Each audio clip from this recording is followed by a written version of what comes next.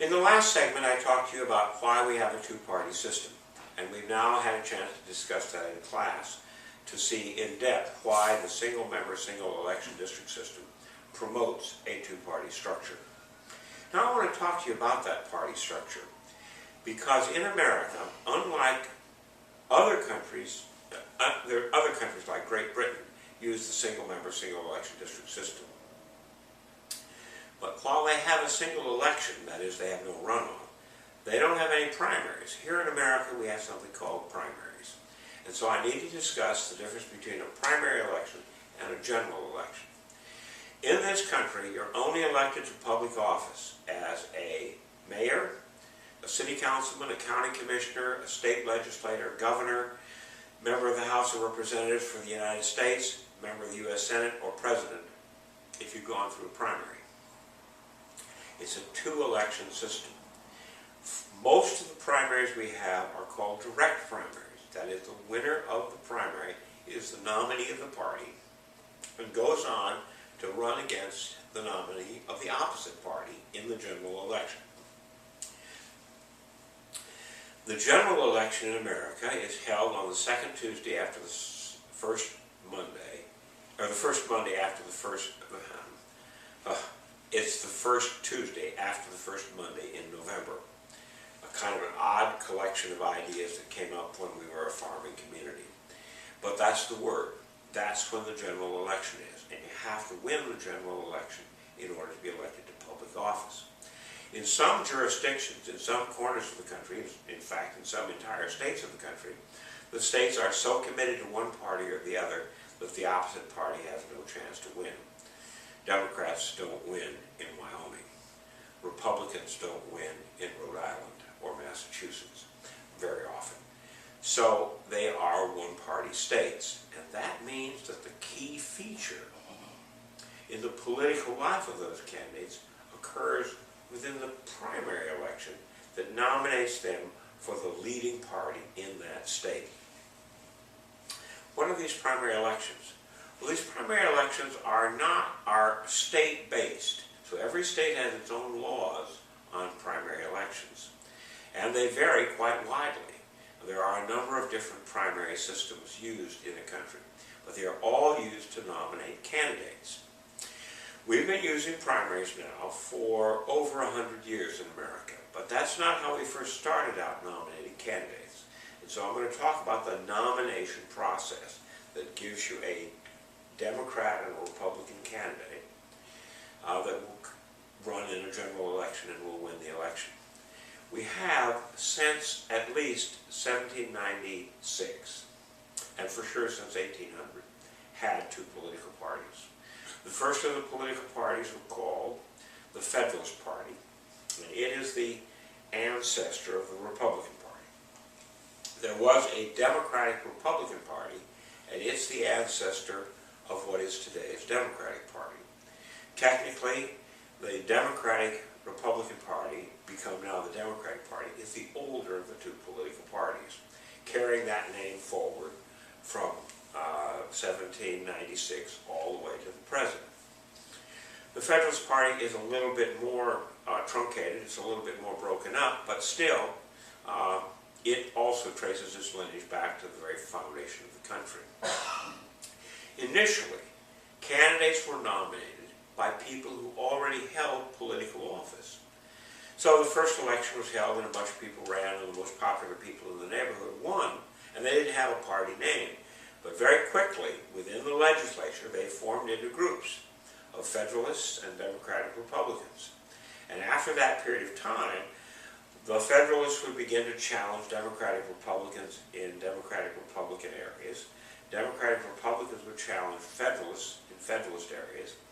And in some cases, they would change the composition of the legislature by defeating one of the candidates from the other party. Well, where would they get the candidates? Well, they would pick the candidates from a central caucus in Washington, D.C. Those who were already thought of themselves as Democratic Republicans in the House of Representatives would go find Democratic Republican candidates in the states. Federalists would do the same thing.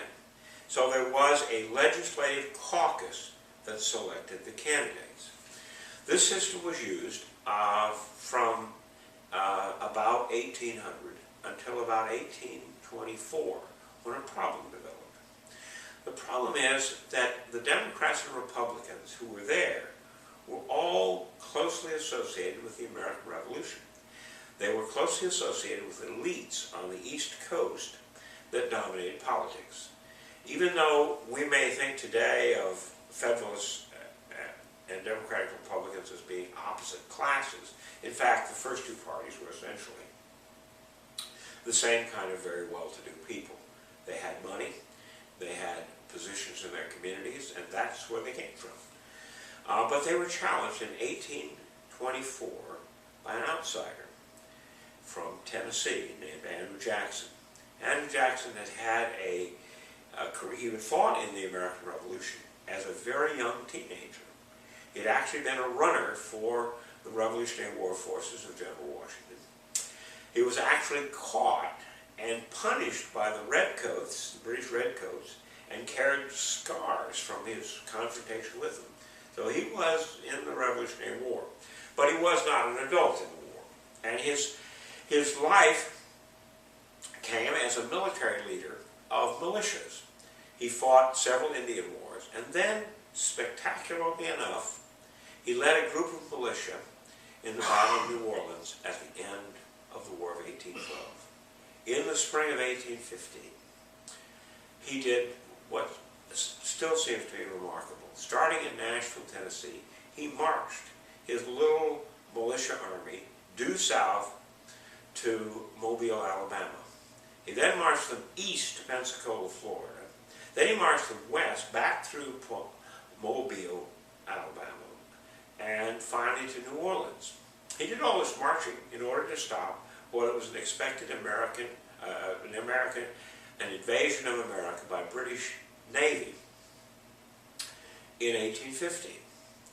Well, the British Navy dillied and dallied on their way, and they allowed Jackson to walk this entire distance with his army and get to New Orleans 2 weeks before the British arrived.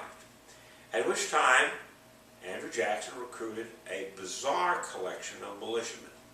Some of them were slaves, some of them were pirates, some of them were criminals, some of them were lower class people, and only a handful of them really turned out to be militiamen that he brought with him. But in one of the most lopsided battles in American history, Andrew Jackson beat the British in New Orleans. Badly.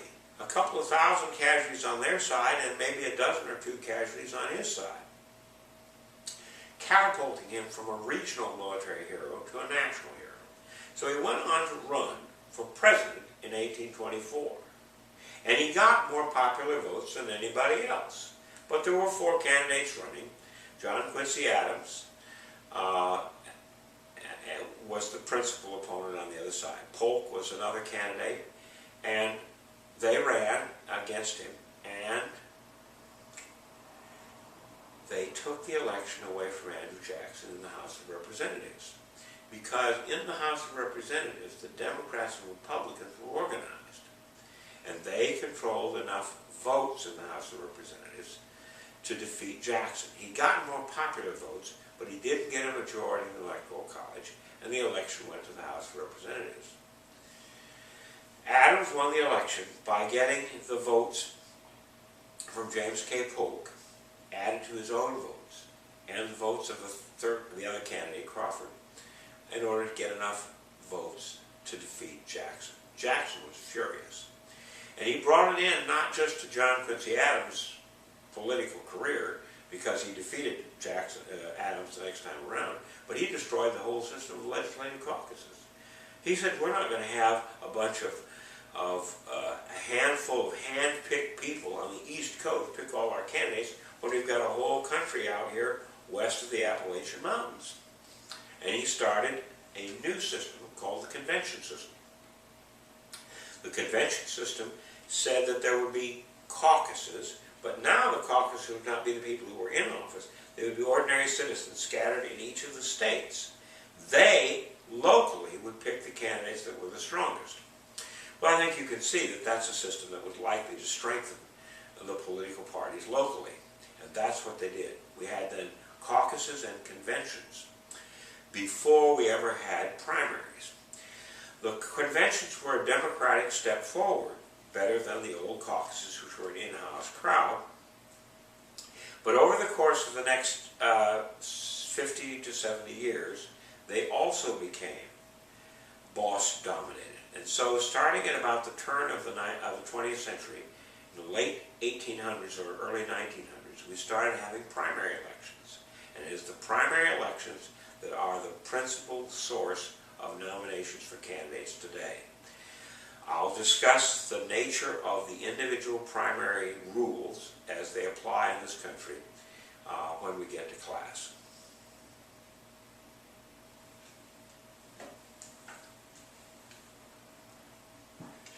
I showed 12 minutes there.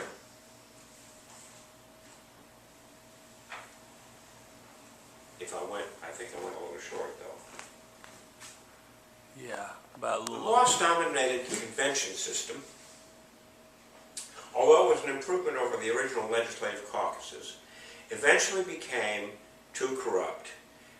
During the 1870s and 80s and 90s, many people think it was one of the most corrupt periods in American politics. It was boss-dominated. And the bosses dominated because they controlled access to the conventions. Once they became party regulars, once they became party factotums, they controlled who got to go to the convention. By controlling who they got to go to the convention, they then controlled the votes within the convention that nominated the candidates. Money, political influence, corrupt practices all came to dominate political parties. So at about the turn of the 20th century, two reforms from overseas actually were introduced. One was the notion of a secret ballot. The first 100 years of our country, everybody could see how you voted. Everybody knows that Abraham Lincoln didn't vote for himself for president. He cast a blank ballot. How did you know he cast a blank ballot? Because he showed it to everybody. Everybody could see how everybody in that polling place voted. That's where controlled voting first came from.